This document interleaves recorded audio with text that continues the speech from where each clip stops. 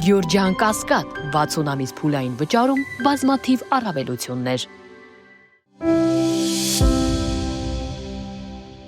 Հայաստան-Ադրբեջան սահմանի երկայնքով կատարյալ խաղաղություն է, կատարյալ խաղաղություն։ Սա 2026 թվականի հունվարի 21-ի դրությամբ է, արձանագրում է Նիկոլ Փաշինյանը ազգային ժողով կառավարություն այս տարվա առաջին հարց ու պատասխանի ժամանակ։ Դրական մթնոլորտը Հայաստանի ու Ադրբեջանի հարաբերություններում հռետորաբանությունն է փոխվել, ռազմական էսկալացիայի ավանականությունը մինիմալի է հասցվել, իսկ այն ռիսկերն ու սպառնալիքները, որոնք օրերս արձանագրել էր արտաքին հետախուզական ծառայությունն իր զեկույցում, կառավարությունը վերլուծում է եւ ուսումնասիրում։ Այդ հռետորաբանությունը արդեն իսկ որակական փոփոխության առաջին նշաններն է ցույց տալիս եւ ես ուզում եմ դա ողջունել։ Երկրորդը ուզում եմ այսօր ես իմացա, որ Հայաստանի վառելիքի շուկայում օրինակ դիզ վառելիքի գնի մոտ 20%-ի նվազում ա եղել։ Դա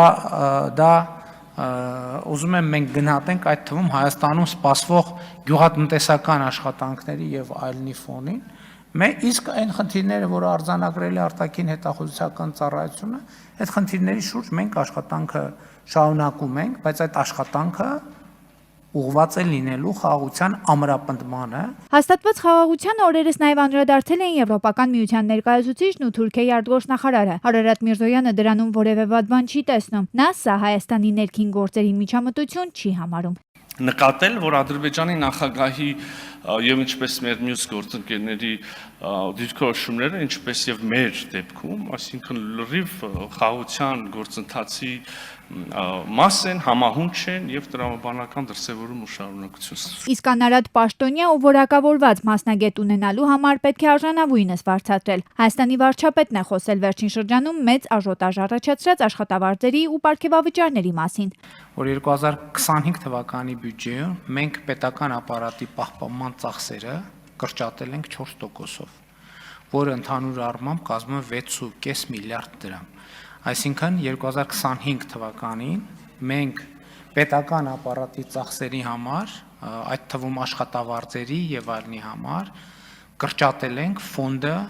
6.5 միլիարդ դրամով, պահպանման ծախսերը ընդհանուր առմամբ, ճիշտ եմ, չէ՞, ասում 6.5 միլիարդ դրամով։ Սա մենք ինչի համար ենք արել։ Սա մենք արել ենք հետեւյալ տրամաբանությամբ, որ մենք համարել ենք, որ պետք է մեխանիզմներ ստեղծենք, որպեսզի պետական ապարատը ինքը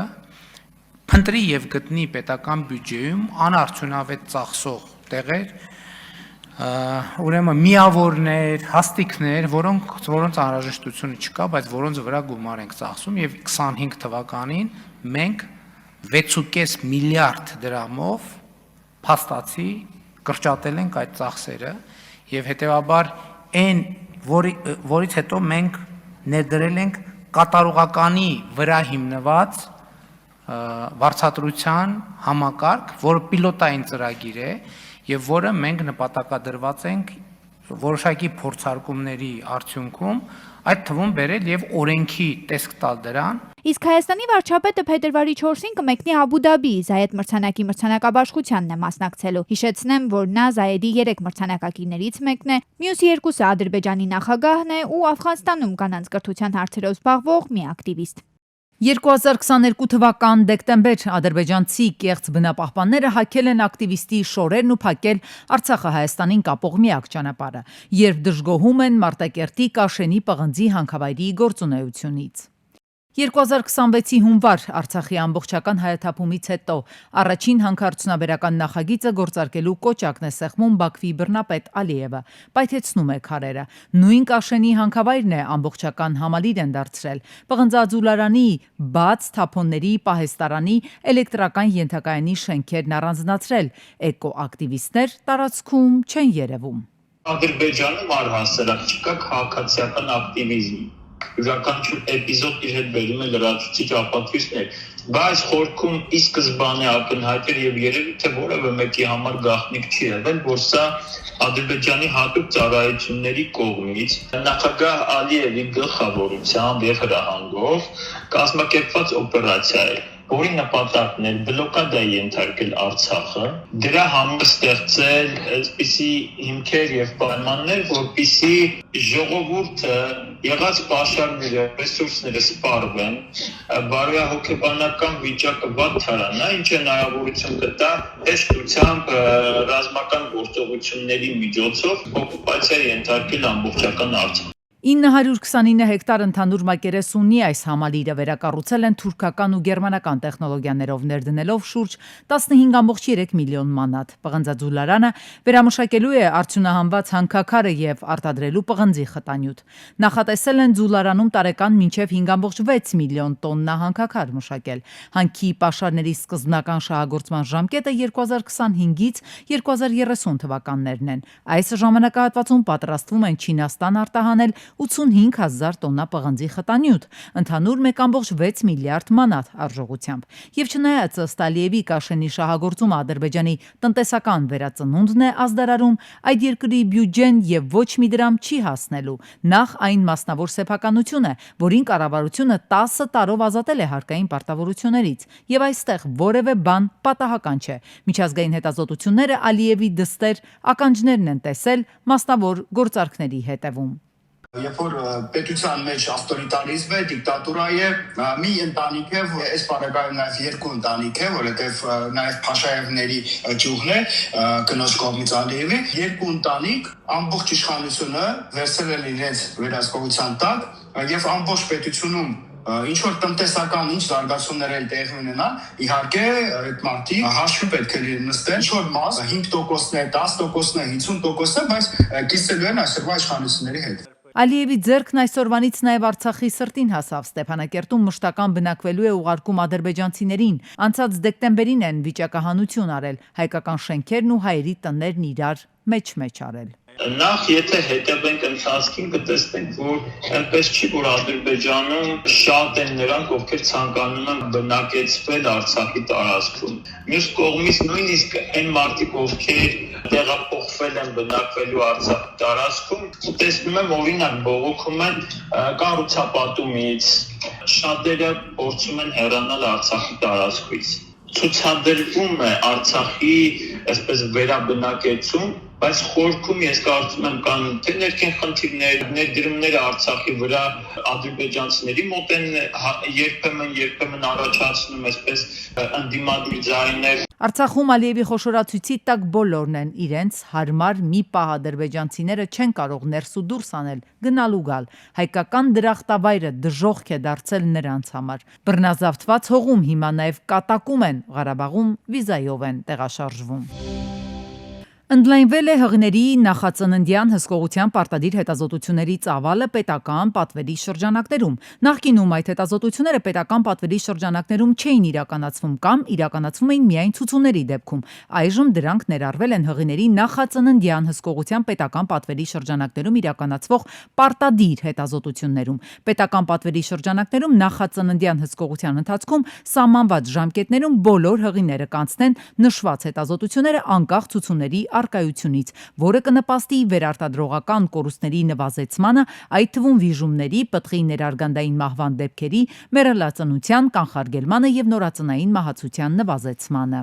Թիրախային խմբերի վաղ հայտնաբերումը կնպաստի հղիության եւ ծննդաբերության անհատական վարման պլանի մշակմանը, հղիության բարեհաջող ելքերի, անվտանգ ծննդաբերության եւ առողջ երեխաների ծնունդին։ Դատական համակարգի գերծանրաբեռնված լինելու փաստը կարող է սեփական մաշկի վերազգալ ցանկացած քաղաքացի, ով որոշել է, որ խնդիրները լուծել դատական կարգով։ Սա եւ ճանապարհատրանսպորտային պատահարների մասնակիցների եւ հարկային մաքսային համակարգի հետ խնդիրներ ունեցողների եւ գործատու աշխատող համակարգի մասնակիցների մեծաքանակ դիմումների արդյունքն է։ Վերջին տարիներին իրավագիտակցության մակարդակի բարձրացման հետ մեկտեղ վերջին օղակի ներկայացուցիչներն առավել ակտիվ են փորձում լուծել խնդիրները դատական ատյաններում։ Գործատուները չեն գրանցում աշխատողներին, դրանից բխող նաև վերջնահաշվարկների հետ կապված օրինակ արձակուրդային չեն կարողանում տալ, կայծակնային արագությամբ օրենքների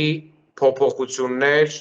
որոնք որ իմ կարծիքով նորմալ չեն։ Նույնիսկ պետական մարմինները իրենց աշխատողներին շատ հաճախ չեն կարողանում ճիշտ հաշվարկել արձակուրդային, ճիշտ հաշվարկել պարապուրդ։ Խնդրի լուծման համար կառավարությունը պարբերաբար տարբեր քայլեր է ձեռնարկում դատավորների աշխատավարձը բարձրացնում, հաստիքներ է ավելացնում եւ փորձում է ստեղծել պետական համակարգում օղակներ, որոնք թույլ կտան այս կամ այն բնույթի վեճերը լուծել արտադատական կարգով արագ առանց գլխացավանքի։ Աշխատող գործատու կոնֆլիկտների լուծման նպատակով առաջիկայում նախատեսվում է ստեղծել հատուկ հանձնաժողով, որը գործելու է աշխատանքի եւ սոցիալական հարցերի նախարարության ենթակայության ներքո։ Հանձնաժողով ունենալու է ներկայացվածություն ինչպես պետության կողմից, այնպես էլ գործատուների եւ արհմիության ներկայացուցիչների կողմից։ Այս ներկայացվածությունը հնարավորություն կտա նաեւ օբյեկտիվորեն, ինչպես ասում են, երրակողմ ձևաչափով լսել կողմերին։ Ենթադրվում է, որ այս կառույց կդիմեն, որոնք ունեն գործատու աշխատող վեճ, սակայն չեն ցանկանում դիմել դատարան։ Եթե կդիմեն, հանձնաժողովը կկայացնի իր որոշումը, որը բնականաբար տրվել է նաև ժամանակ, որի ընթացքում կամ կողմերը կհամաձայնեն որոշման հետ, իսկ եթե կհամաձայնեն, պետք է արդեն իրականացնեն այն ինչ որ որոշման pasված է, կամ նաև իրավունք ունեն իրենց անհամաձայնությունը հայտնեն, բայց եթե հանձնաժողովի որոշումը չեն վիճարկում սահմանված ժամկետում, ապա ստացվում է, որ այն պարտադիր է իրականացման տեսանկյունից։ Հանձնաժողովի որոշման հետ համաձայն չլինելու դեպքում մարդիկ կարող են նորից գնալ դատարան։ Կա հավանականություն, որ մարմնի որոշումներից միշտ կողմերից մեկը լինելու է դժգոհ։ Մեր երկրում ցավոք սրտի այդ մարմինները չեն կարողանում կայանալ այնպես, որ լինի հանրության վստահությունը եւ մարդիկ ավելի շատ ապավինում են դատարաններին։ Մասնագետները նշում են, որ սովորաբար արտադատական կարգով այս կամ այն ոլորտում քաղաքացիների խնդիրները լուծող մարմինները ցավոք ժամանակի ընթացքում ստանում են ֆորմալ բնույթ։ Այսինքն գնամ այս կամ այն կառույցին դիմեմ մինչև դատարան դիմելը։ Այսինքն այդ դիմումը ձեռք է բերում ձևական բնույթ։ Տեսչական մարմինը եթե աշխատի ոչ մնացածի նման այսպես մի փոքր ֆորմալ եւ ինչ որ չափով այսպես ֆիլտրի այդ վեճերը դատարանից, այսինքն այնքան այդ աշխատանքը լինի բովանդակային, պարզ, բարձր այսպես մակարդակի, որ միգուցե վիճող կողմերը ում հարցը քննվում է, նրանց կարելի լինի այսպես հեղինակավոր ձևով բացատրել, որ ընկերներ, եթե գնաք դատարան, այսպիսի խնդիրներ են լինել։ Նոր հանձնաժողովի հաջողությունը կախված է դրանով ընդգրկված կադրերի պրոֆեսիոնալիզմից, ընդգրկվելիք ռեսուրսներից, այսինքն եթե մեկ իրավաբանը քննի 100 գործ մեկ ամսվա ընթացքում դժվար թե կարողանա որակ ապահովել, նշում են մասնագետները։ Մայրաքաղաքում Վիլնյուսի փողոցի 40 սեփական տուն զրկված է խմելու ջրից։ Այս փողոցի 10 շենքի հարակից տարածքում գտնվող խմելու ջրի խողովակներն են վթարվել։ Իվել են, այդտենց տրուբեկը ջարդել են, հողը լցել է վրին, թողին գնացին, նորից ջուրը հերել է, հենա մի քիչ հողը իրանց քանդած հանել ենք, ու չեն գալի, բոլորը տեղյակ են։ Բնակիչների խոսքով վթարից հետո Veolia ջուրընկերության աշխատակիցները խողովակների վրա պարզապես փայտ են տեղադրել, հետո անջատել ջրամատակարարումը հայտարարելով, որ այդ խողովակների համար պատասխանատու չեն։ Ասում է, ով որ տերնա թույնի անի։ Այսինքն տերը դուք եք իբր։ Դուսակալի մենք ենք մեր ձեռով, եթե մենք պետք է անենք, մեր փողերը թո հետ է մուծած։ Այդ քեզի բան։ 20 տարի փող է մուծում։ Քաղաքացիներն էլ հետո արդեն նոր վարչական շրջանի ղեկավարի աշխատակազմին են դիմել, այստեղից էլ հայտնել են, որ բնակիչներն իրենց միջոցներով պետք է վերանորոգեն խողովակները։ Երևանցիները վրդովված են, պահանջում են հրատապ լուծում, քանի որ խոսքը ոչ միայն կենցաղային անհարմարության, այլ մարդկանց առողջության ու անվտանգության մասին է։ Նոր թաղապետարանից են գալիս։ Ահա։ Մեզ թաղապետարանում ասեցին, որ նախ պետքա գնանք քաղաքապետարան, այսօր արդեն ուշ է։ Դիմում պետքա ինչ-որ գրենք, եսիմ քանի բաժանորդենք, պետք է թույլտվություն խնդրենք, որ թույլ տան մենք մեր վերականգնենք, որովհետև պետք է փոխվի, այս գիծը չի կարող։ Շամշյանքոմի հրապարակումից հետո Veolia ջուրն է բարի կամք դրսևորել, մասնագետները ուղարկել հասցե։ 1.5 ժամ աշխատակիցները հատուկ տեխնիկաներով փորձել են վերացնել խնդիրը։ Մինչդեռ ըստ Գագիկ Շամշյանի տեղեկությունների դա պետք է անեին քաղաքապետարանի վարչական շրջանի ղեկավարի աշխատակազմի ներկայացուցիչները բնակիչների հետ միասին։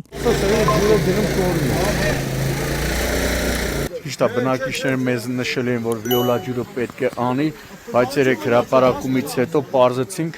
որ խնդիրը ոչ թե Veolia ջուրը պետք է վերացներ, այլ թաղապետարանը, համատիրությունը, քաղաքապետարանը,